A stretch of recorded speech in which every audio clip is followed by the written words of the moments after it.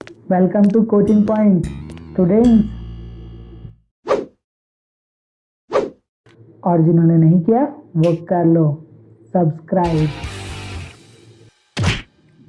Mensuration formulas, यार फॉर्मूले रटो मत, फॉर्मूले समझो। हमारे टीचर ने कहा था फॉर्मूला समझ लो, मेंसुरेशन का पूरा कॉन्सेप्ट ही समझ में आ जाएगा। तो चलो समझते हैं इसको, स्टार्ट करते हैं। स्केल एंड ट्राइंगल से। स्केल एंड ट्राइंगल होता है एक ऐसा ट्राइंगल जिसमें तीनों साइड्स अलग अलग हो सकती हैं, जैसे कि साइड ए, साइड बी और साइड सी। अगर बात करें इसके पेरीमीटर की, तो पेरीमीटर होता है sum of all sides, that is A plus B plus C, जो कि हो गया सम ऑफ ऑल साइड। अगर बात करूं इसके एरिया की, तो हमें पता है एरिया किसी भी ट्राइंगल का निकाला जा सकता है हीरोन्स फार्मूला से, जहां पर फॉर्मूला होता है under root S S minus A S minus B S minus C, जहाँ पर एस बराबर होता है A plus B plus C upon में 2। उसे कहते हैं हम सेमी पेरीमीटर। समझ में आया? नेक्स्ट स्टार्ट करते हैं। नेक्स्ट है आइसोस्केल ट्राइंगल। आइसोस्केल ट्राइंगल होता है जिसके अंदर दो साइड्स बराबर हो सकती है। यहाँ पर ये साइड ए और ये साइड ए बराबर है। अगर बात करें इसके पेरीमीटर की, तो पेरीमीटर होता है sum of all sides, that is A plus B. तो ए प्लस ए हो गया 2a, बी का बी। तो ये हो गया पेरीमीटर का फॉर्मूला ऑफ आइसोस्केल ट्राइंगल। बात करें अगर इसके एरिया की, तो गाइस एरिया का फॉर्मूला होता है 1/2 बेस इंटू हाइट।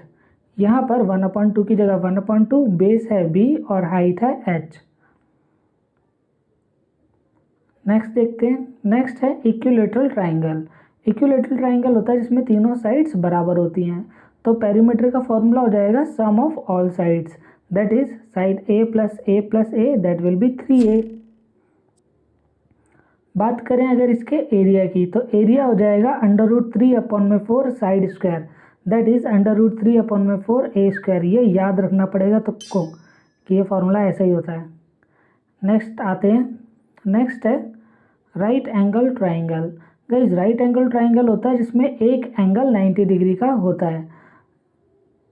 पेरीमीटर का फॉर्मूला तो वही रहेगा, पेरीमीटर का फॉर्मूला रहेगा sum of all sides, that is side A plus B plus C. जबकि एरिया का फॉर्मूला हो जाएगा 1/2 इंटू बेस इंटू हाइट। यहाँ पर 1/2 की जगह 1/2, बेस की जगह ए, हाइट की जगह h। तो ये इसका राइट एंगल ट्राइंगल का फॉर्मूला हो गया। नेक्स्ट आते हैं। नेक्स्ट है स्क्वायर। स्क्वायर क्या होता है गाइस? बेसिकली स्क्वायर होता है जिसमें सारी साइड्स बराबर हों और एंगल भी 90 डिग्री के बन रहे हों। तो पेरीमीटर क्या होगा? पेरीमीटर वही होगा सम ऑफ ऑल साइड्स। यहाँ पर साइड्स हैं ए प्लस ए, जो कि बन जाएगा 4a। बात करें अगर इसके एरिया की, तो एरिया होता है साइड 1 इंटू साइड 2। साइड 1 ए है, साइड 2 ए है, तो बन जाएगा ए स्क्वायर। बन गया ना फॉर्मूला आसानी से। आगे देखते हैं। आगे है रेक्टेंगल। और रेक्टेंगल में क्या होता है? अपोजिट साइड्स बराबर होती हैं, एंगल भी 90 डिग्री के होते हैं। पेरीमीटर की क्या होगी? Sum of all sides. यहाँ पर साइड्स क्या हैं? B L. तो सम क्या हो जाएगा? बी प्लस एल, बी और B, L plus L, B 2b, L 2l, 2 common, formula बन गया 2b प्लस एल। अगर बात करें इसके एरिया की, तो एरिया होता है साइड इंटू साइड। यहाँ पर साइड 1 है b, साइड 2 है l, तो formula of rectangle of area बन गया b इंटू एल। नेक्स्ट आते हैं। नेक्स्ट है रोम्बस। रोम्बस क्या होता है? जिसमें बेसिकली सारी साइड्स बराबर तो होती हैं लेकिन एंगल्स 90 डिग्री के नहीं होते। यहाँ पर आप देखोगे कि सारी साइड्स बराबर हैं, लेकिन जो डायगोनल है वो बाइसेक्ट करते हैं 90 डिग्री पर, यानी कि रोम्बस का एरिया होगा सम ऑफ 2 ट्राइंगल्स। तो देखते हैं इसका फॉर्मूला क्या होगा। पहले देखते हैं पेरीमीटर। पेरीमीटर तो वही होगी, सारी साइड्स बराबर होती हैं, तो फॉर्मूला ऑफ पेरीमीटर बन जाएगा A plus A that will be 4a। बात करें अगर इसके एरिया की, तो area of P Q R S बराबर होगा area of P R S plus area of P R Q. P R S का फॉर्मूला निकालने के लिए अपने को क्या करना पड़ेगा? इसको देखो बेस क्या है और हाइट क्या है। अब देखते हैं 1/2 बेस इंटू हाइट रहता है, 1/2 बेस इंटू हाइट तो रहता है, तो 1/2 बेस है इसका d1, हाइट है इसकी d2/2। d2 इसलिए क्योंकि वो डायगोनल का हाफ कर देंगे। इसी तरह इस वाले ट्राइंगल में भी ऐसी होगा 1/2 d1 बेस और हाइट या परपेंडिकुलर है d2/2, यदि दूसरे डायगोनल का हाफ। कॉमन क्या है, सभी चीज़ कॉमन है, सभी चीज़ कॉमन ले लिया, अंदर क्या बचा है 1+1। 1+1 क्या होता है, 1+1 2 होता है, तो 2 से 2 कटा, फॉर्मूला क्या बन गया, फॉर्मूला बन गया 1/2 d1 इंटू d2। गाइस ये रोम्बस का एरिया का फॉर्मूला है। नेक्स्ट आते हैं, नेक्स्ट है पैरेललोग्राम। पैरेललोग्राम क्या होता है, जिसमें अपोजिट साइड्स पैरेलल होती हैं और बराबर भी होती हैं। तो बात करें अगर इसके पेरीमीटर की, पेरीमीटर वही होगा sum of all sides that is b plus L plus B plus L, b 2b L L 2l, और फॉर्मूला बन जाएगा 2b प्लस एल। बात करें अगर इसके एरिया की, एरिया रहेगा बेस इंटू हाइट, बेस है यहाँ पर b, हाइट है यहाँ पर h, ये इसके एरिया का फॉर्मूला बन गया। हाइट वही होती है जो परपेंडिकुलर होता है, तो बेस b हाइट h। आगे देखते हैं, आगे हमारे पास आता है ट्रेपेजियम। ट्रेपेजियम क्या होता है, ट्रेपेजियम में होता है एक साइड दूसरी साइड की पैरेलल होती है, लेकिन ज़रूरी नहीं कि वो इक्वल भी हो। बात करें अगर इसके पेरीमीटर की, तो पेरीमीटर निकालना तो बहुत आसान है, that is sum of all sides that is a plus B plus C plus D. लेकिन जब हम बात करते हैं इसके एरिया की, एरिया में देखते हैं हम कि एक ट्राइंगल बन रहा है, एक रेक्टेंगल बन रहा है और एक ट्राइंगल बन रहा है। जैसे कि हम ऐसे भी लिख सकते हैं एक ट्राइंगल और एक रेक्टेंगल। ये इसलिए लिख रहे हैं ताकि आपको समझ में आ जाए कि फॉर्मूला बनना कैसे है। एक ट्राइंगल का फॉर्मूला हो गया 1/2 p इंटू एच, जहाँ पर p बेस है और h हाइट है। दूसरे ट्राइंगल का फॉर्मूला हो गया 1/2 इंटू आर प्लस एच, जहाँ पर r बेस है h हाइट है। और रेक्टेंगल का फॉर्मूला हो गया b इंटू एच। अब यहाँ से अगर मेरे को 1/2 कॉमन लेना है, तो b के साथ भी मैं एक काम करता हूँ, 2 और 2 लगा देता हूँ बिना मतलब में ही। बिना मतलब में इसलिए क्योंकि 2/2 होता कुछ नहीं है, 1 होता है। अब सभी में से अगर 1/2 और h कॉमन ले लिया जाए, तो आपके पास बचेगा b 2 बार हो जाएगा और h बाहर कॉमन हो जाएगा, 1/2 ये हो गया। बाहर कॉमन क्या आया 1/2 और h, अंदर क्या रह गया p plus R plus B plus B. b plus B कहाँ से आया, ये 2b हो गया था इसलिए b प्लस बी आ गया। अब यहाँ पर हम देखते हैं p plus R plus B तीनों को मिलाकर क्या आ रहा है, तीनों को मिलाकर a आ रहा है।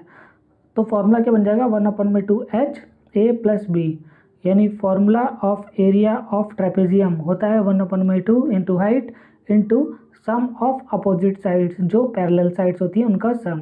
Got it. चलो आगे देखते हैं, आगे जाता है हमारे पास सर्कल। तो भाई सर्कल होता क्या है, सर्कल के लिए एक स्टोरी है। स्टोरी है कि एक बार एक बंदा होता है, वो एक सर्कल को घुमा रहा होता है ऐसे करके। उसने एक टायर बना लिया, घुमाया घुमाया, तो उसने उस सर्कल को खोल दिया। खोलने के बाद देखा कि ये कितना डिस्टेंस कवर कर रहा था, ये इतना डिस्टेंस कवर कर रहा था। इसको जब नापा और कंपेयर किया रेडियस से, तो पता चला रेडियस का 6.28318 टाइम्स इसका मेजरमेंट होता है। जहाँ पर क्या करा, आर तो आर रहने दिया, 6 में से 2 कॉमन ले लिया, तो ब्रैकेट में बचा 3.14159। ये जो 3.14159 है, इसे वैल्यू दी पाई की। अरे खाने वाला पाई नहीं, मैथ वाला पाई। अब आगे आया तो फॉर्मूला बन गया r इंटू 2 इंटू पाई, जिसे हम जानते हैं 2 पाई r। तो पेरीमीटर ऑफ सर्कल हो जाता है 2 पाई r। Got it. आगे बढ़ते हैं, बात करते हैं अगर इसके एरिया की, यानी एरिया ऑफ सर्कल। सर्कल के एरिया के लिए एक और एक्सरसाइज करते हैं कि सर्कल को अलग अलग रस्सियों से बनाते हैं। एक बड़ा सर्कल बहुत सारी रस्सियों से बनाया, बनाते गए बनाते गए बनाते गए, अलग अलग रस्सियों से ऐसे करके एक सर्कल बनाया। उसके बाद इन्हीं रस्सियों को खोला गया तो कुछ ऐसे आया। सबसे बड़ी रस्सी, उसके नीचे अंदर वाली जो रस्सी थी वो थोड़ी छोटी थी, उसके अंदर वाली जो रस्सी थी वो उससे भी छोटी थी, उसके अंदर वाली जो रस्सी थी वो उससे भी छोटी थी, उसके अंदर वाली रस्सी उससे भी छोटी, उसके अंदर वाली रस्सी उससे भी छोटी, उसके अंदर वाली रस्सी उससे भी छोटी। इस तरह एक ट्राइंगल बन गया, जहाँ पर ट्राइंगल का फॉर्मूला क्या होता है 1/2 इंटू बेस इंटू हाइट। यहाँ पर बेस हो गया 2πr। अभी भी तो बताया जब हमने एक सर्कल खोला था तो उसका फॉर्मूला बना था 2πr, यानी उसकी वैल्यू बनी थी 2πr। जबकि हाइट उसकी उतनी ही रहेगी जितनी हाइट उसकी रेडियस की है, यानी हाइट के लिए हो गया रेडियस। फॉर्मूला अप्लाई किया ट्राइंगल का फॉर्मूला था 1/2 into base into height, base की जगह 2πr, हाइट की जगह r। इस तरह फॉर्मूला बन गया πr²। समझ में आया ये फॉर्मूला कैसे बन गया? ये चलो आगे देखते हैं। क्यूब क्या होता है? क्यूब बेसिकली ऐसा होता है जैसे कि डाइस, जैसे लूडो खेलते हैं उसमें एक डाइस होता है, इसके 6 फेस होते हैं, 3D फिगर होती है, सारे साइड्स बराबर होते हैं, तो सारे साइड्स को ए नाम दे देते हैं। आगे जाके देखते हैं कि इसके एरिया क्या होगा। एरिया ऑफ वन साइड, यानी एरिया ऑफ वन फेस होता है साइड इंटू साइड, जो कि होता है a²। लेकिन ये वन फेस का एरिया है, लेकिन यहाँ पर तो 6 फेस होते हैं, तो 6 फेस का एरिया होगा a²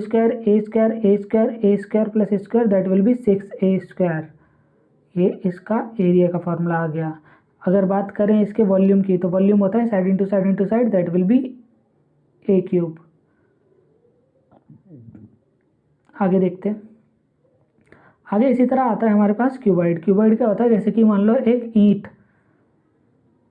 या फिर ज्योमेट्री बॉक्स या फिर आपकी किताब, जहाँ पर बेस, हाइट और लेंथ अलग अलग होती है।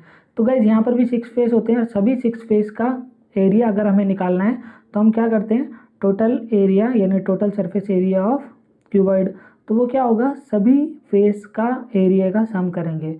पहले ये वाला फेस, यहाँ पर हम देखते हैं बी और एच आ रहा है, तो फॉर्मूला क्या होगा, बी इंटू एच हो जाएगा।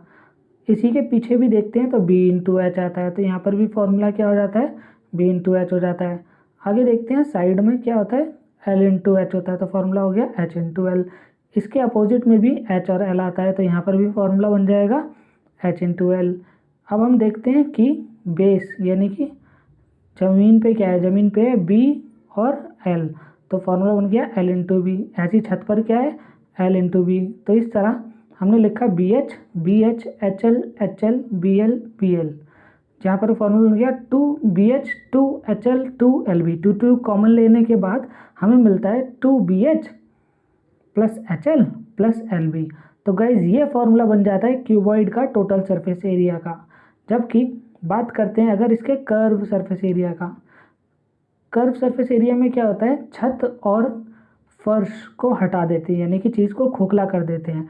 तो क्या हो जाएगा formula, total minus base minus roof, तो टोटल होता है 2BH 2HL plus 2LB। Base क्या होगा, बेस होगा BL, तो फॉर्मूला हो गया यहाँ पर LB बेस का। इसी तरह छत का भी क्या फॉर्मूला हो जाएगा, LB आ रहा है, तो फॉर्मूला हो गया LB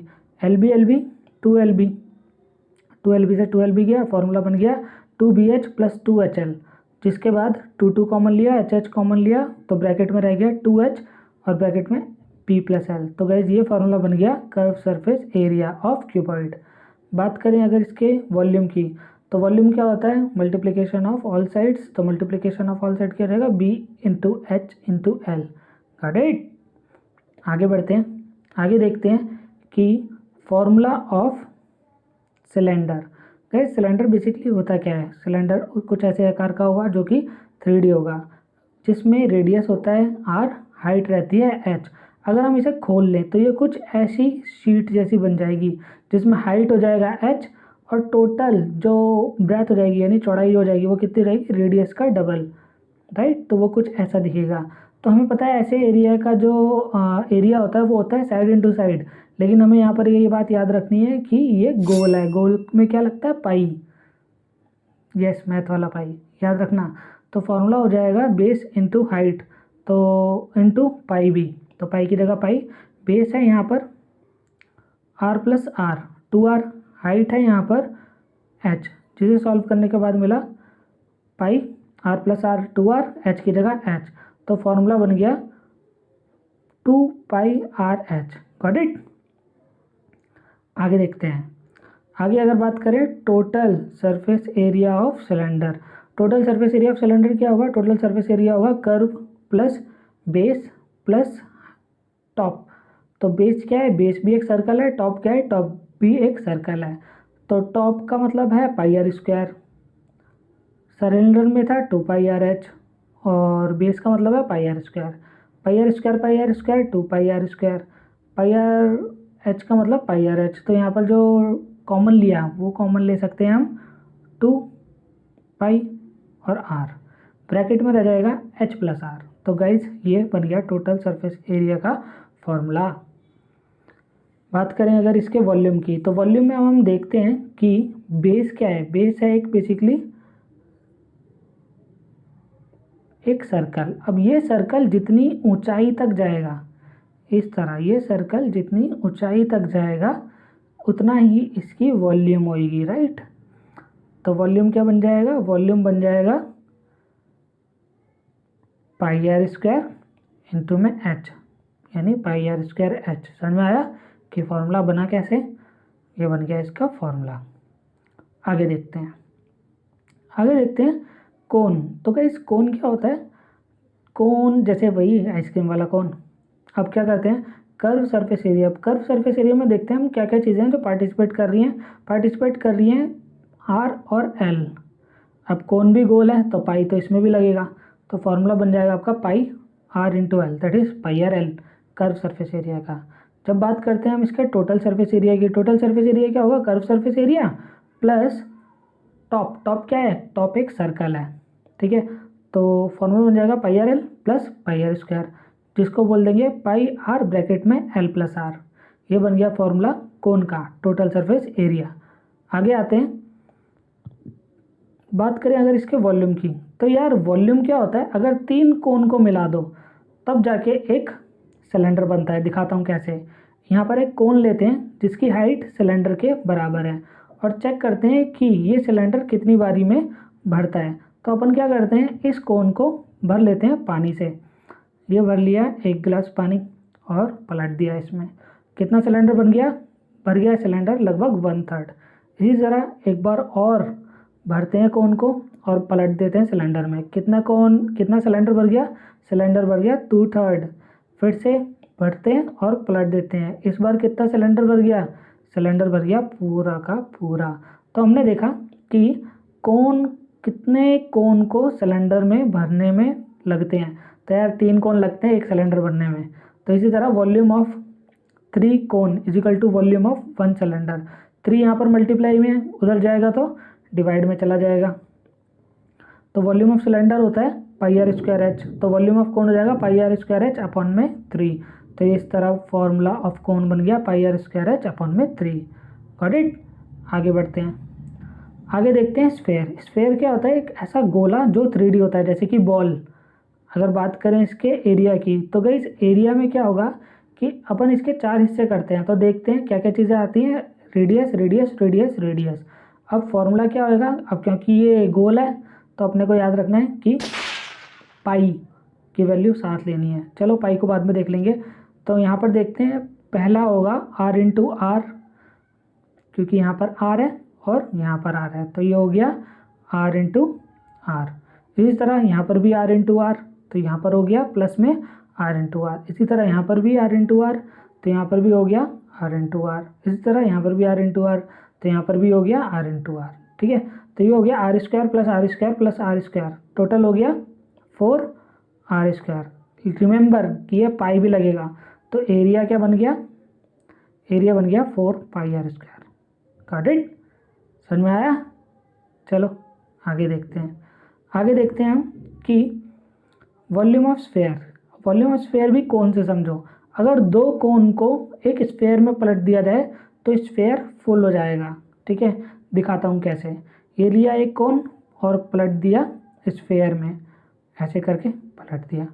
एक और कोन लिया और पलट दिया स्फेयर में, पूरा स्फेयर फुल हो गया। तो यहाँ पर देखा कि 2 कोन रहता है। कोन की वॉल्यूम का फॉर्मूला अभी अभी निकाला था ना, पाई आर स्क्वायर एच अपॉन में 3, पाई आर स्क्वायर अपॉन में 3, जिसको सॉल्व करने पर आता है 2 pi R square H upon में 3। इस तरह स्फेयर का वॉल्यूम का फॉर्मूला हो गया 2 pi R square H upon में 3। लेकिन एच क्या है, एच है R plus R. R plus R रहता है 2r, तो एच की जगह अपन रखते हैं 2r। तो 2 की जगह 2, पाई की जगह पाई, आर स्क्वायर की जगह आर स्क्वायर, एच की जगह 2r अपॉन में 3। इसे सॉल्व करने के बाद मिलता है 4 पाई आर क्यूब अपॉन में 3। तो ये फाइनली फॉर्मूला बन गया वॉल्यूम ऑफ स्फेयर का। Got it guys? चलो आगे बढ़ते हैं। आगे देखते हैं हेमिस्फेयर। हेमिस्फेयर क्या होता है भाई? आधा स्फेयर। आधा स्फेयर की वॉल्यूम क्या होगी या कर्व सरफेस एरिया क्या होगा? कर्व सरफेस एरिया का मतलब होता है कि खोखला। खोखले का मतलब होगा कि स्फेयर का जो फॉर्मूला था उसी का आप हाफ कर देंगे, तो फॉर्मूला बन जाएगा पाई आर, यानी 2 पाई r²। इस तरह फॉर्मूला बन गया हेमिस्फेयर का, यानी आधा हो गया स्फेयर का। लेकिन जब बात करें टोटल सरफेस एरिया की, अब टोटल सरफेस एरिया में क्या होता है, अपन एरिया तो लेते हैं प्लस उसके ऊपर छत यानी कि टोपी बना देते हैं, जो कि होता है area of circle plus curve surface area of hemisphere. जिसे सॉल्व करने के बाद अपने को मिलता है πr² प्लस 2πr²। अब πr² प्लस 2πr² हो जाता है 3πr²। Got it?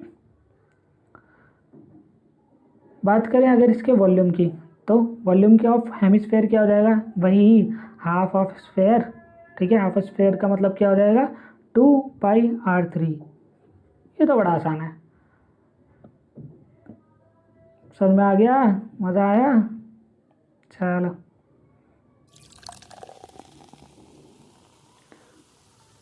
तो अगर कुछ भी समझ में आया then like, share and subscribe and share it with your friends. Subscribe for regular update and hit the bell icon. मेरे लिए नहीं, अपने लिए।